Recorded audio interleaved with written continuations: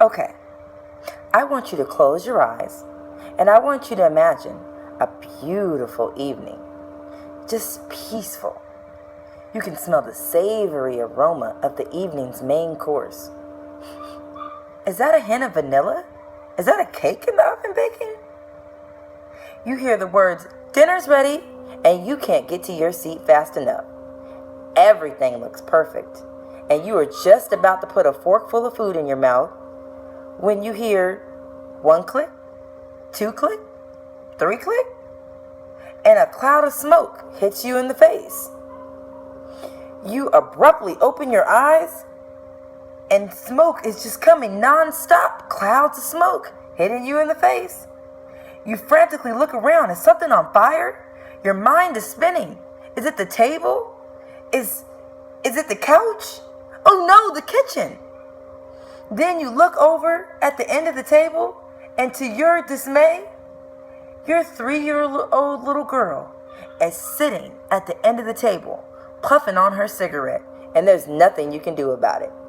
Every time a parent picks up a cigarette and decides to smoke with their child in the room, this is what the child faces. According to a study done on 192 homes, 6 out of the 8 children under 5 years old suffered from some type of chronic disease due to the exposure of secondhand smoke.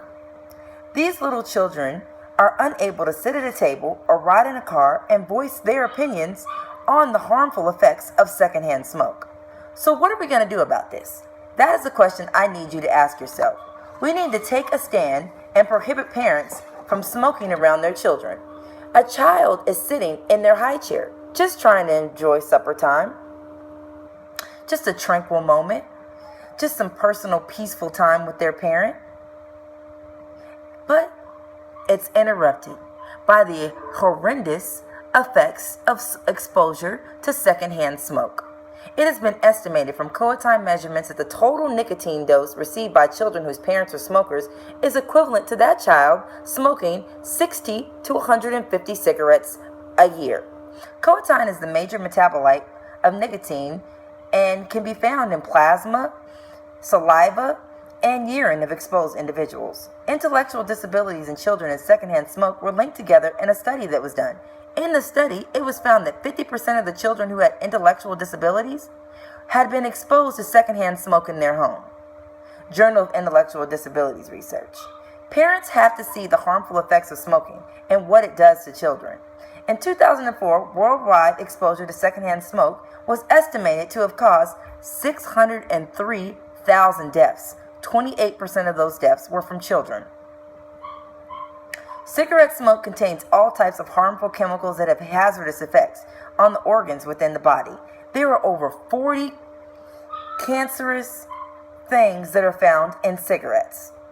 Tar builds up not only on the person smoking the cigarette, but also the child who is inhaling the cigarette. In child care, health, and development, it was found that children who were exposed to secondhand smoke had cardiac murmurs, allergic rhinitis, bronchitis, allergies, and asthma, and of countless other things. Furthermore, the article has found that no smoking in the home and only smoking outside policies help to reduce all family members' exposure to secondhand smoke. This is why we need to take a stance on eliminating smoking around children, especially in homes and cars.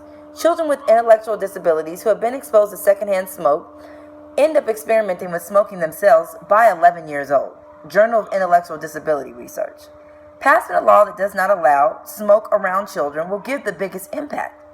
Following up with these with fines, taxes, licenses suspensions, and community service hours placed on adults who are found to be smoking around children will lower the number of children affected by smoking.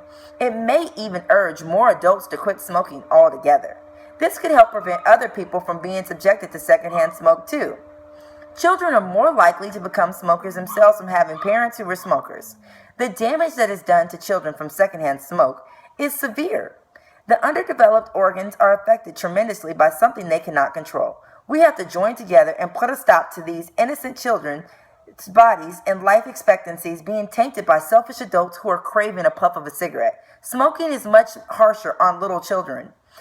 Let us work together to petition for regulations and laws be in place to protect these children from the damaging effects of secondhand smoke. Overall, I want you to remember this.